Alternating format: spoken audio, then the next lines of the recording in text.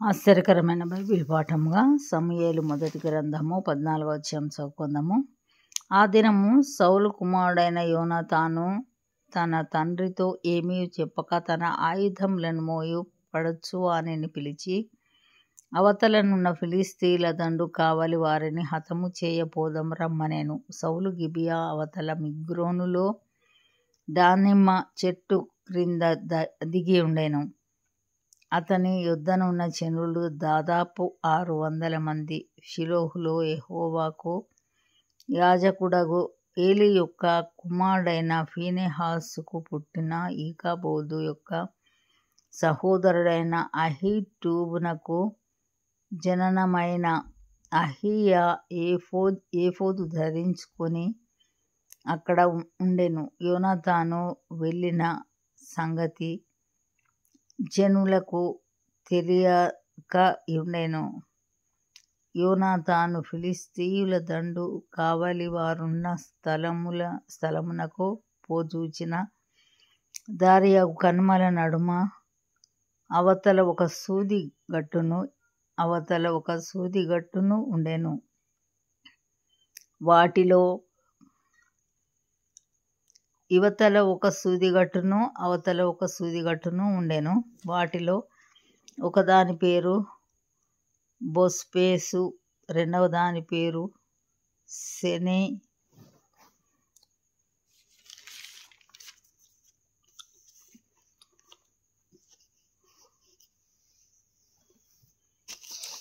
ఒక దాని కొమ్మ మిక్మషు ఎదుట ఉత్తరపు వైపునను, రెండవ దాని కొమ్ము ఒకదాని కొమ్ము మిక్మషు ఎదుట ఉత్తరపు వైపునను, రెండవ దాని కొమ్ము గిబియా ఎదుట దక్షిణపు వైపునను ఉండెను. యోనాతాను, ఈ సున్నతి లేని వారి దండు కాపరుల మీదికి పోదాం రమ్ము, యెహోవా మన కార్యమును సాగించునేమో, అనేకుల చేతనైనను కొద్దిమంది చేతనైనను రక్షించుటకు యెహోవాకు అడ్డమా అని తన ఆయుధములు మోయు వానితో చెప్పగా, అతడు, నీ మనస్సులో ఉన్నదంతయు చేయుము, పోదము రమ్ము, నీ ఇష్టానుసారముగా నేను నీకు తోడుగా ఉన్నానని అతనితో చెప్పెను. అప్పుడు యోనాతాను, మనము వారి దగ్గరకు పోయి మనలను వారికి అగుపరుచుకుందాము, వారు మనలను చూచి మేము మీ యొద్దకు వచ్చు వరకు అక్కడ నిలువుడని చెప్పిన ఎడల వారిద్దరును పోక మనమున్న చోట నిలుచుదము, మా యొద్దకు రండని వారు చెప్పిన ఎడల యెహోవా వారిని మన చేతికి అప్పగించెనని దాని చేత గుర్తించి మనము పోదమని చెప్పగా, వీరిద్దరూ తమ్మును తాము ఫిలిష్తీయుల దండు కాపరులకు అగపరుచుకొనిరి. అప్పుడు ఫిలిష్తీయులు, చూడుడి, తాము దాగి ఉండిన గుహలలో నుండి హెబ్రీయులు బయలుదేరి వచ్చుచున్నారని చెప్పుకొనుచు యోనాతానును అతని ఆయుధములను మోయువానిని పిలిచి, మేము నీకు ఒకటి చూపింతుము రండని చెప్పినప్పుడు యోనాతాను, నా వెనుక రమ్ము, యెహోవా ఇశ్రాయేలీయుల చేతికి వారిని అప్పగించెనని తన ఆయుధములు మోయువానితో చెప్పి, అతడును అతని వెనుక అతని ఆయుధములు మోయువాడును తమ చేతులతోనూ కాళ్ళతోనూ ప్రాకి ఎక్కిరి. ఫిలిష్తీయులు యోనాతాను దెబ్బకు ప్రాకి ఎక్కిరి.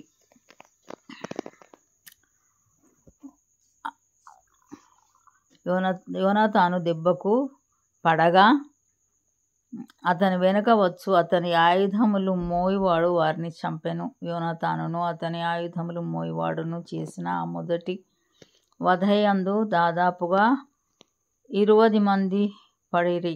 ఒక దినమున ఒక కాడి ఎడ్లు దున్ను 1/2 ఎకరము నేల పొడుగున అది జరిగెను. దండులోను పొలములోను జనులందరిలోనూ భయకంపము కలిగెను. దండు కావలి వారును దోపుడు గాండ్రును భీతి నొందిరి. నేల ఎదిరెను. వారు ఈ భయం దైవికమని భావించిరి. దండువారు చెదిరిపోయి బొత్తిగా ఓడిపోవుట బెన్యామీనీయుల గిబియాలోనున్న సౌలు యొక్క వేగుల వారికి కనబడగా, సౌలు, మీరు లెక్కపెట్టి మన యొద్ద లేని వారెవరో చూడుడని తన యొద్దనున్న జనులతో చెప్పెను. వారు లెక్క చూచి యోనాతానును అతని ఆయుధములు మోయువాడును లేరని తెలుసుకొనిరి. దేవుని మందసము అప్పుడు ఇశ్రాయేలీల యొద్ద ఉండగా దేవుని మందసమును అక్కడికి తీసుకొని రమ్మని సౌలు అహీయాకు సెలవిచ్చెను. సౌలు యాజకునితో మాట్లాడుచుండగా ఫిలిష్తీయుల దండులో ధ్వని మరీ ఎక్కువగా వినబడెను. కాబట్టి సౌలు యాజకునితో, నీ చెయ్యి వెనుకకు తీయమని చెప్పి తానును తన యొద్ద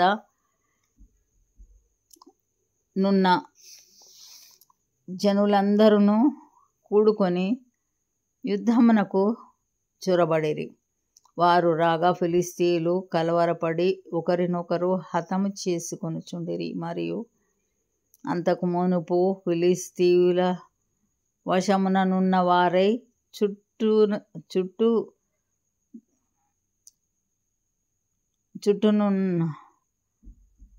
చుట్టూనున్న ప్రాంతములలో నుండి వారితో కూడా దండునకు వచ్చిన హెబ్రీయులు సౌలు నొద్దకు యోనాతాను నొద్దను ఉన్న ఇశ్రాయేలీలతో కలిసి కొనవలెనని ఫిలిష్తీయులను విడిచిరి. అదియుగాక ఎఫ్రాయిము మన్యంలో దాగి ఉన్న ఇశ్రాయేలీలను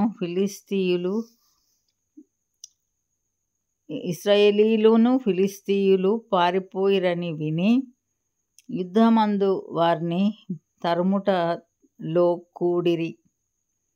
ఆ దినమున యెహోవా ఇశ్రాయేలీలను ఈలాగున రక్షించెను.